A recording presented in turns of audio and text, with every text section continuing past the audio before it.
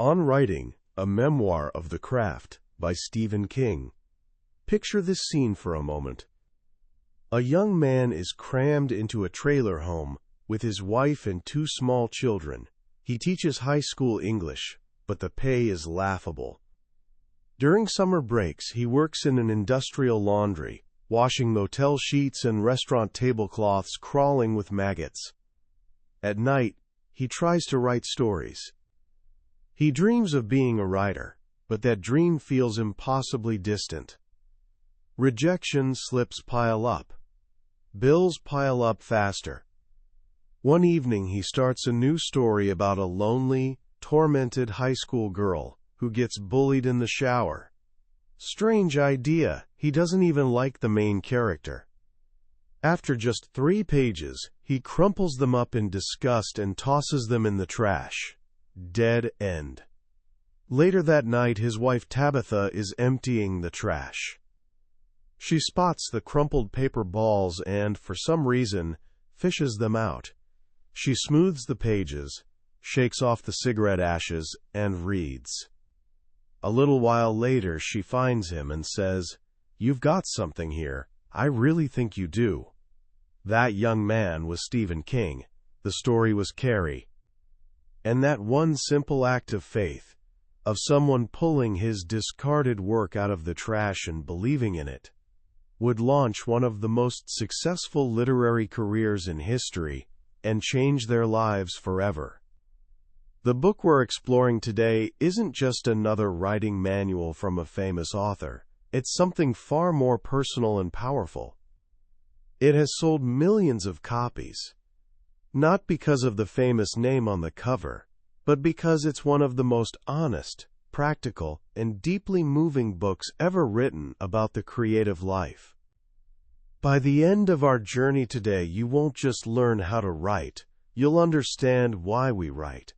You'll see how the messy, painful, and beautiful parts of a life can be transformed into stories that matter.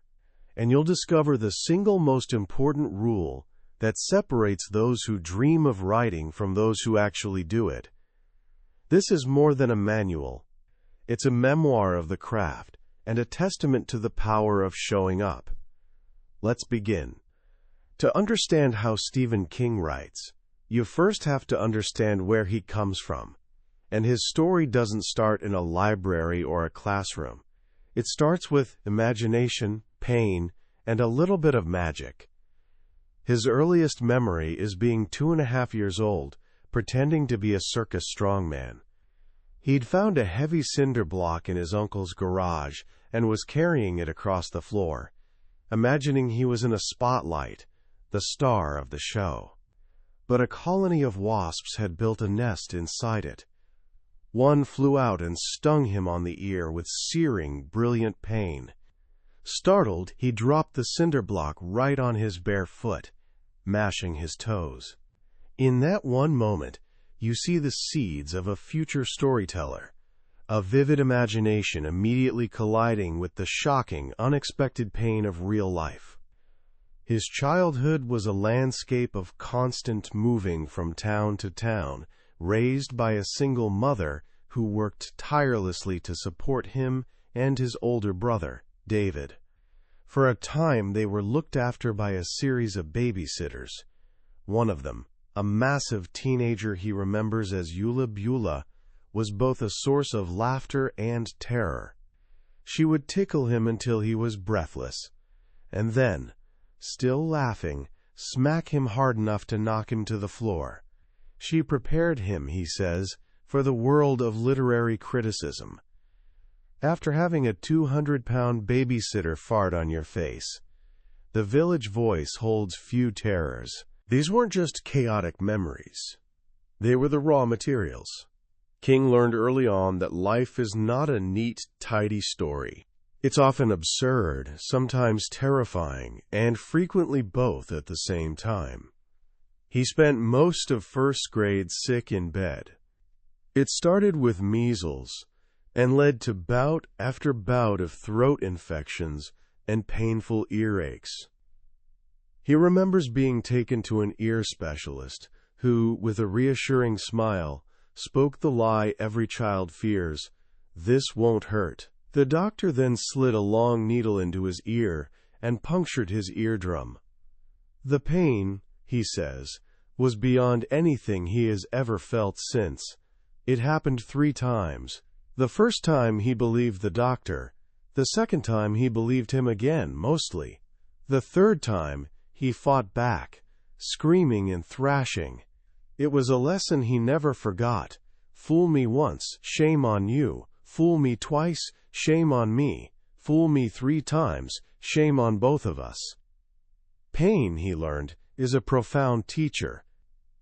It demands to be felt and remembered.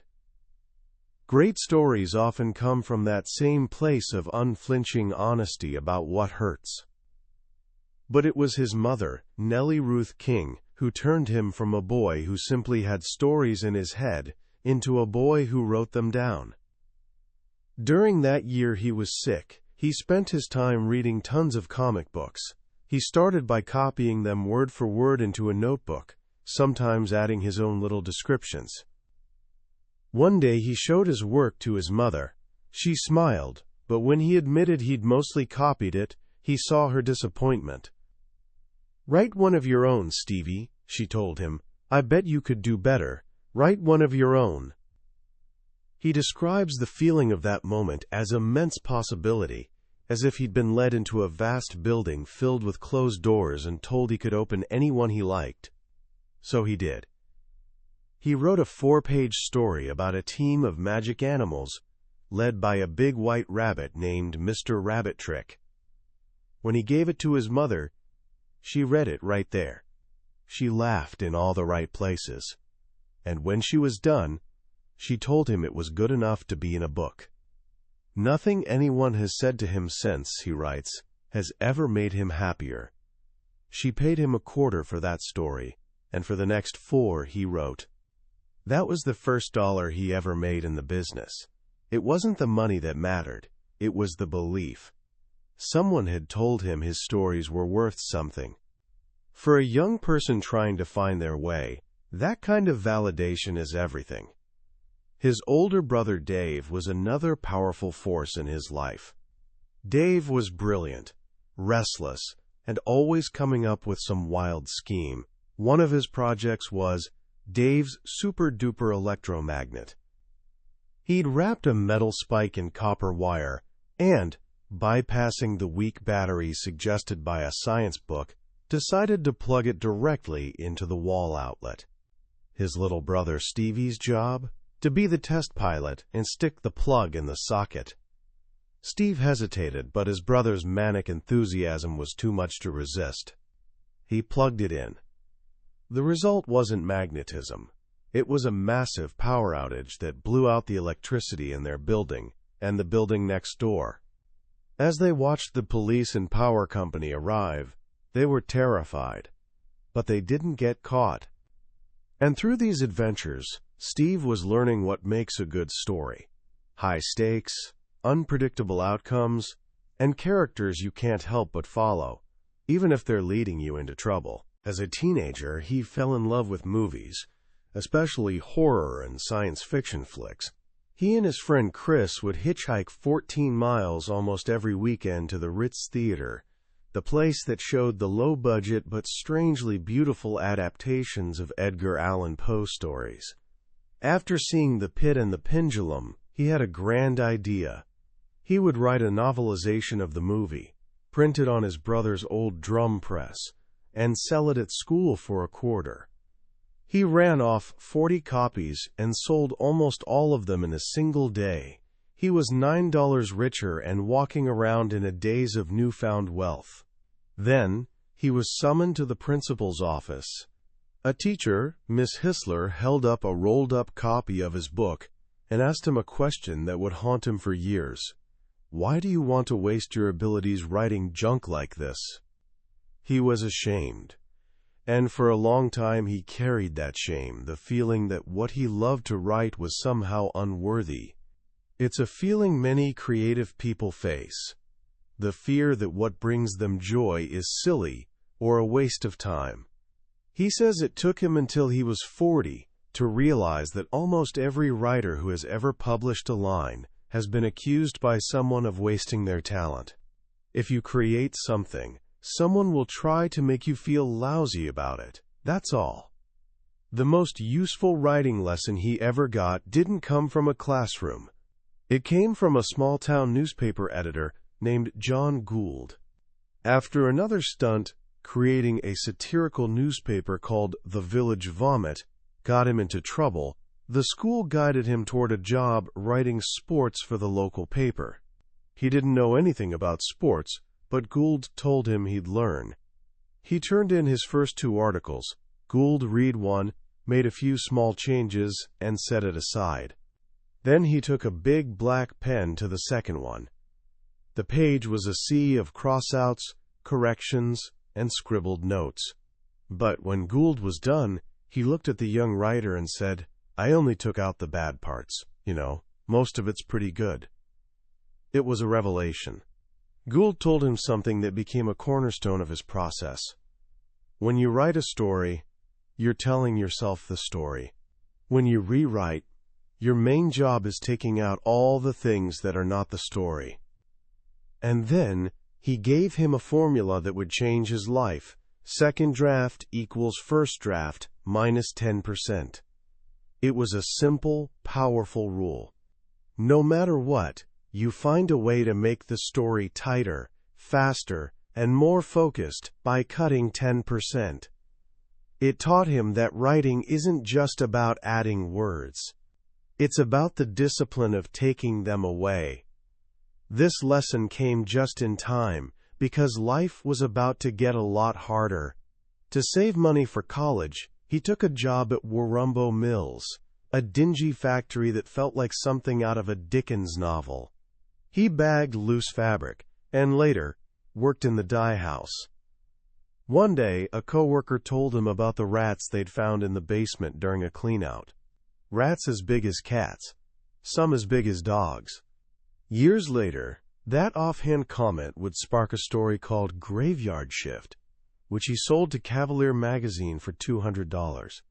It was the first real money he'd made from his junk. He was learning another crucial lesson. Your life is your material. Pay attention. Everything is copy. It was in college, working a summer job at the library, that he met Tabitha Spruce. He fell in love with her in a poetry workshop. In a time when many of his peers were writing vague, airy poems, believing that art came from some mystical uprush of feeling, Tabby's work was different. It was crafted. It was intelligent. It showed a work ethic. She understood that writing was not just about divine inspiration. It had as much in common with sweeping the floor as it did with moments of revelation. He put his hand on her calf as she spoke about her poem. She smiled at him. He smiled back. Sometimes, he says, these things are not accidents.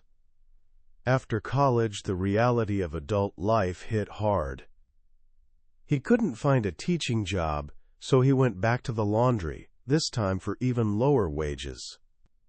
He and Tabby were married, with 2 young kids, living in a series of shabby apartments. He kept writing, mostly for the men's magazines. Those stories, grim as they were his escape. They were the thin margin that kept his family off welfare. He remembers one day coming home with a sick, feverish daughter in his arms and no money for medicine, but sticking out of their mailbox was an envelope from Cavalier.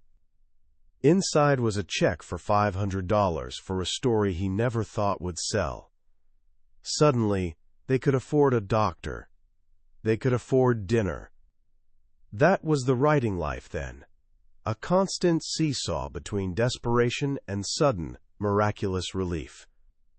It was during this period, when he finally had a teaching job but was still broke, living in a trailer in a town he called the asshole of the world, that the idea for Carrie came to him.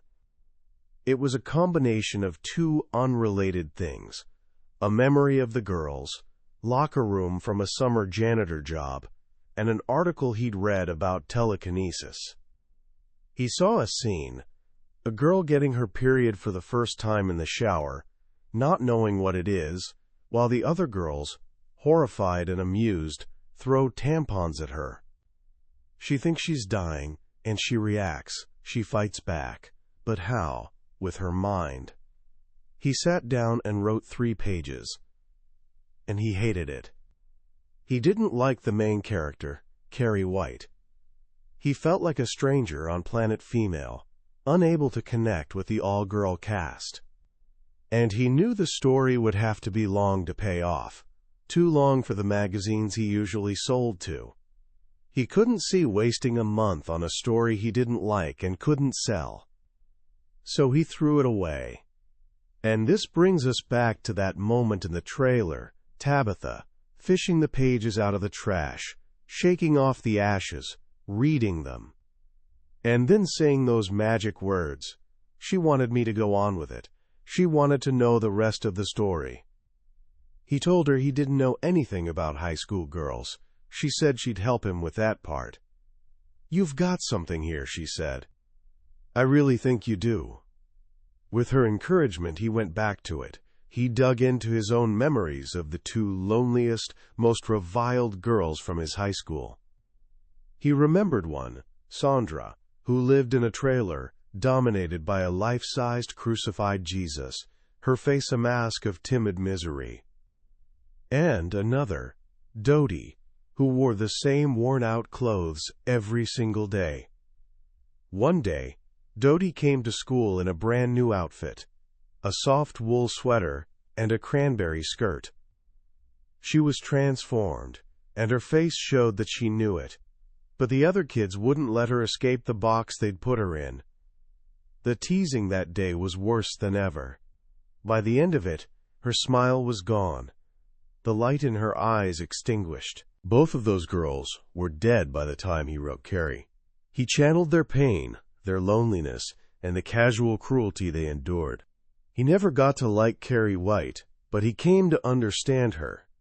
When the manuscript was finished, he sent it off to an editor at Doubleday. Then, he mostly forgot about it. Life went on. One afternoon, he got a call at the school where he taught. It was his wife. She would have had to bundle up the kids just to go use the neighbor's phone. He knew it was either very bad news or very good news. It was a telegram from his editor. It read, "Carrie officially a Doubleday book. Is $2,500 advance okay? The future lies ahead. Love, Bill. $2,500. It was a small advance, but to them, it felt like a fortune. That night, lying in bed, Tabby asked him how much they might make if it sold to a paperback publisher. He guessed, trying not to get their hopes up, somewhere between $10,000 and $60,000. $60,000? She asked, shocked. Is that much even possible? It was a night for dreaming.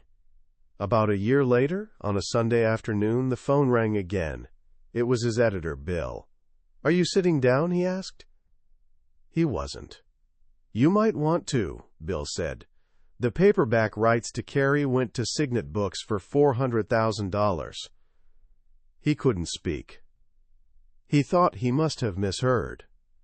40,000? 400,000, Bill repeated. 200 of it's yours. Congratulations, Steve. The strength ran out of his legs, and he slid down to a sitting position in the doorway. He, a man whose family was living on a teacher's salary and the occasional check from a men's magazine, was suddenly rich. He went downtown to buy his wife a Mother's Day present, something wild and extravagant. The only store open was a drugstore. He bought her a hairdryer. When he told her the news, she just looked around their shabby little 4-room apartment, and then she began to cry.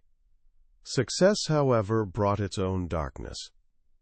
King's story from here is one of grappling with fame and the immense pressure that comes with it.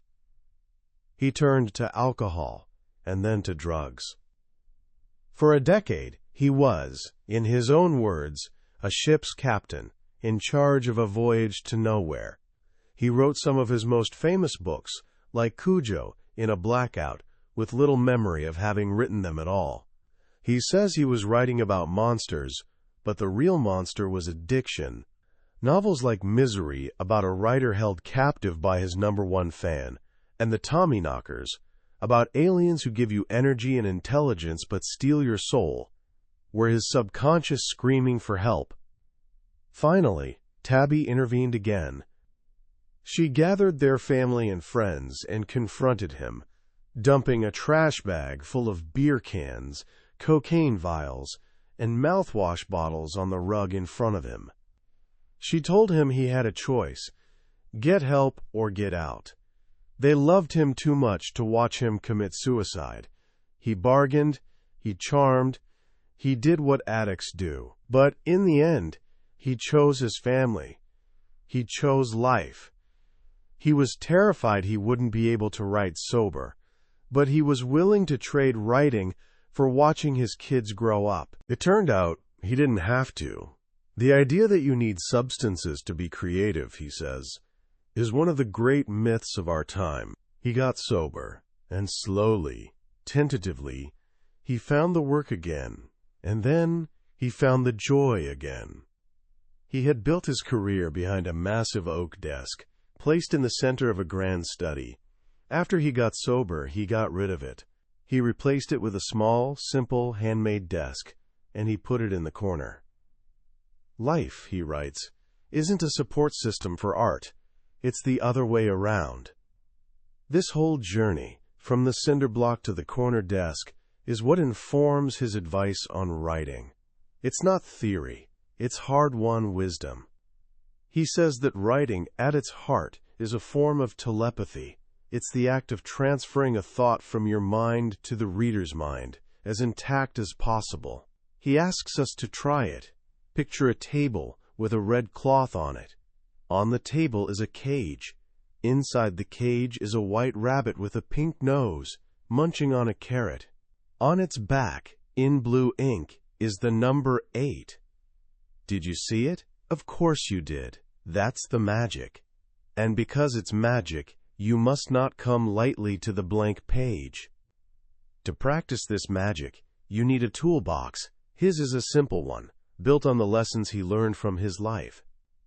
On the top layer are the two most essential tools, vocabulary and grammar. He's not talking about using big, fancy words. In fact, he warns against it. It's like dressing up a pet in evening clothes. The pet is embarrassed, and you should be too. The rule is simple. Use the first word that comes to your mind, if it is appropriate and colorful. Be plain and direct. Say, John stopped to take a dump, not John stopped to perform an act of excretion. The word is only a representation of the meaning. Don't make it worse by choosing a word that's only a cousin to the one you really wanted. Grammar, he says, isn't about naming parts. It's the pole you grab to get your thoughts up on their feet and walking. At its heart are just two things: nouns, which name, and verbs, which act. Rocks explode. Jane transmits. Mountains float. The simplicity is a safety net. He has two pet peeves here. First, avoid the passive voice. A timid writer says, "The meeting will be held at 7 o'clock." It sounds official, but it's weak. Be bold. Say, "The meeting's at 7. Don't write, "The rope was thrown by the writer." Write, "The writer threw the rope." Second, the adverb is not your friend. Adverbs, he says, are like dandelions on your lawn. One is pretty, but then there are 5, then 50, and then your lawn is covered in weeds. The road to hell is paved with adverbs. He's especially strict about them in dialogue attribution. Don't write, "Put it down," she shouted menacingly. The context of your story should show us she's menacing. Just write, "Put it down," she shouted. The best form of dialogue attribution is the simplest. He said, she said. To write adverbs is human, he jokes, but to write, he said, is divine. The next layer of the toolbox is about the bigger picture. The paragraph, not the sentence, is the basic unit of writing. It's the beat, the rhythm. You learn it by reading and writing until it becomes second nature. But the most radical tool in his box is what's missing: plot. He distrusts plot. Our lives are largely plotless, he argues, and plotting is incompatible with the spontaneity of real creation. For him, stories are not built. They are found. They are like fossils in the ground. The writer's job is not to construct a story, but to excavate it as carefully as possible, using the tools in the toolbox. Plot, he says, is a jackhammer. It's clumsy and destructive. It breaks as much as it liberates. It's the good writer's last resort, and the dullard's first choice. So if not plot, then what? The answer is situation. You put a group of characters into a predicament, and then watch them try to get free. Your job isn't to manipulate them, it's to watch what happens and write it down. The situation comes first, the characters come next. What if vampires invaded a small New England village? That's Salem's Lot. What if a young mother and her son were trapped in their stalled car by a rabid dog? That's Cujo. The story grows organically from that initial premise. The writer is not just the creator, but also the first reader, discovering the story as it unfolds. This brings us to description, dialogue, and character. For description, the key is to remember it begins in the writer's imagination, but should finish in the reader's. Don't give us a wardrobe inventory or a pimple-by-pimple rundown. Give us a few well-chosen details that stand for everything else. If you say Carrie White is a high school outcast with a bad complexion and a fashion victim wardrobe, we can fill in the rest. For dialogue, the key is honesty. You must pay attention to how real people talk, their rhythms, their slang, their hesitations, and you must tell the truth about it, even if that truth is ugly or profane. If a character would say "oh shit" when they hit their thumb with a hammer, you can't have them say "oh sugar" just because you're worried about offending someone. To do so is to break your contract with the reader, the promise to tell the truth. Character, too, comes from this same well of honesty. It's about paying attention to how people behave and telling the truth about what you see. And crucially, you must remember that in real life, no one sees themselves as the bad guy or the best friend. We each see ourselves as the main character. If you can bring that attitude to your fiction, your characters will come to life. Annie Wilkes in Misery may be a psychopath to us, but to herself, she's a hero, a beleaguered woman trying to survive in a hostile world. If you can make the reader understand her madness, even for a moment, she becomes terrifyingly real. All of this brings us to what he calls the Great Commandment, the one rule to rule them all.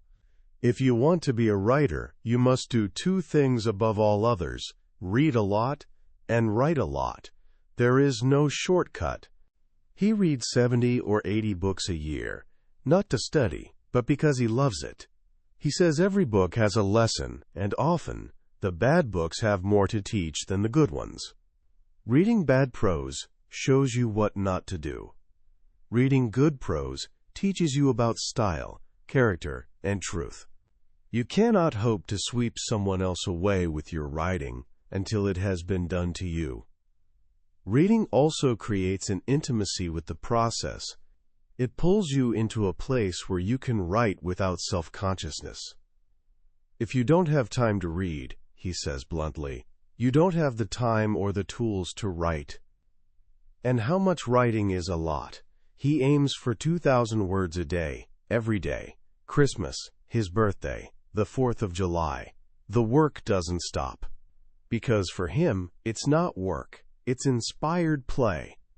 He tells a story about his son Owen, who wanted to play the saxophone like Clarence Clemens. They got him a Saxon lessons. But Owen only practiced during his scheduled times. As soon as the half hour was up, the horn went back in the case. There was no joy in it. It was all rehearsal. He contrasts this with true talent. When you find something you're talented at, you do it until your fingers bleed or your eyes are ready to fall out of your head. Even when no one is watching, every outing is a bravura performance, because you are happy. If the idea of writing for 4 to 6 hours a day seems strenuous, you might not have the aptitude for it. If it sounds like a dream come true, he says, consider this your permission slip. To do this work, you need a space, a room with a door, and you must be willing to shut it. The closed door tells the world, and yourself, that you mean business. Eliminate all distractions. No phone, no television, no video games. Your job is to make sure the muse knows where you're going to be every day. If he does, sooner or later, he'll start showing up. And this brings us, finally, to the last and perhaps most important part of his story. It's the part that ties everything together. It's about what happens when the writing stops, and life intervenes in the most brutal way imaginable. In the summer of 1999, he was halfway through writing this very book. One afternoon, he went for his daily 4-mile walk near his summer home in Maine. As he was walking up a steep hill on the shoulder of the road, a man in a blue Dodge van came over the crest. The driver, Brian Smith, was distracted, trying to keep his Rottweiler, Bullet, out of a cooler full of meat in the back seat. He wasn't looking at the road. He was on the shoulder. The van hit him. He was thrown 14 feet through the air. He woke up on the ground. His right leg was shattered in 9 places, so badly that the surgeon later described it as so many marbles in a sock. His hip was broken. His spine was chipped in 8 places. 4 ribs were broken, and his scalp was gashed to the bone. His lung collapsed. He was, in his own words, lying in death's doorway. He survived, after 5 marathon surgeries and months of excruciating pain. The recovery was a grim slog. He was confined to a wheelchair, and because of his shattered hip, sitting for more than 40 minutes was torture. The half-finished manuscript of On Writing sat on his desk. He didn't want to go back to it. How could he write about getting an agent when his world had shrunk to the next dose of pain medication? But he felt he had reached a crossroads. He had been in terrible situations before, and the writing had always helped him get through. It was a little act of faith, a spit in the eye of despair. It was Tabby, once again, who cast the deciding vote. He told her he thought he should try to go back to work. He expected a lecture. Instead, she just asked him where he wanted to set up. She rigged a table for him in the back hall of their house, a small space with just enough room for his computer, a printer, and a fan. That afternoon, she rolled him out to his makeshift desk and left him there to find out if he had anything left to say. That first session lasted an hour and 40 minutes. When it was over, he was dripping with sweat and nearly too exhausted to sit up. The pain was apocalyptic, and the first 500 words were uniquely terrifying. It was as if he'd never written before. He stepped from one word to the next, like an old man crossing a stream on wet stones. There was no inspiration that day, only stubborn determination. But the words started coming, a little faster, and then a little faster still. The pain began to seem a little farther away. The scariest moment, he writes, is always just before you start. After that, things can only get better. Writing did not save his life, he says. The doctor's skill and his wife's loving care did that. But it has continued to do what it always has done. It makes his life a brighter and more pleasant place. It was a way back to life. So, what do we take away from this incredible journey? The first thing that strikes you about On Writing is its profound, almost brutal honesty. This is not a book filled with lofty, academic theories about literary deconstruction. It's a book covered in the dust and dirt of real life. It smells of laundry steam, cheap beer, and hospital antiseptic. King doesn't present himself as a mystical genius communing with the heavens.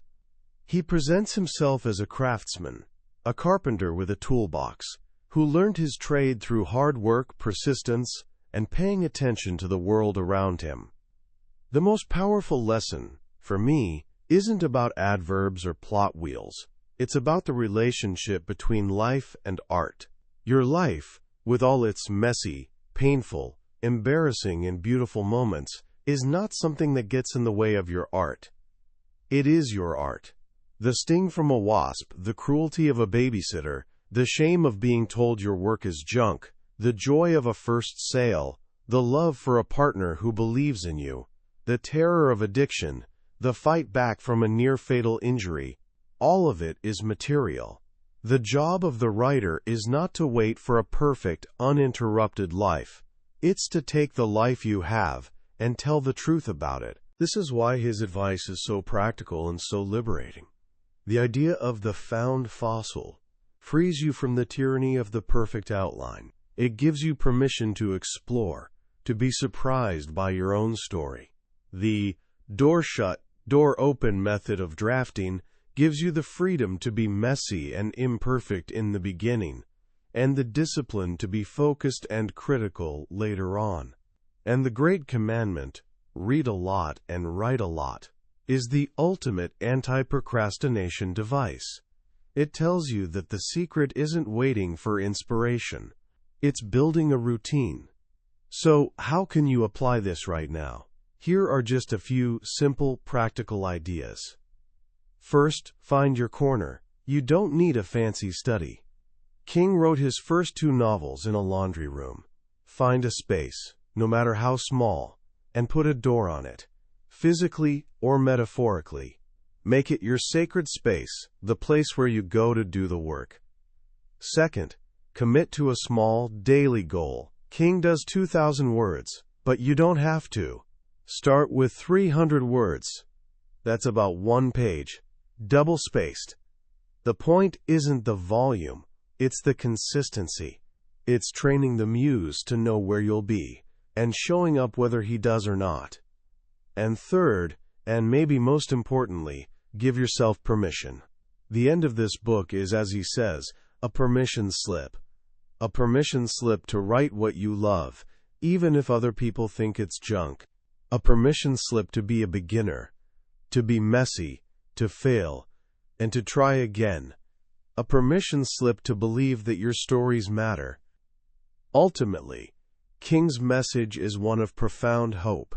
He didn't write for the money, or the fame, or to get dates. He did it for the buzz, for the pure joy of the thing. And if you can do it for joy, you can do it forever. He writes, writing isn't about making money, getting famous.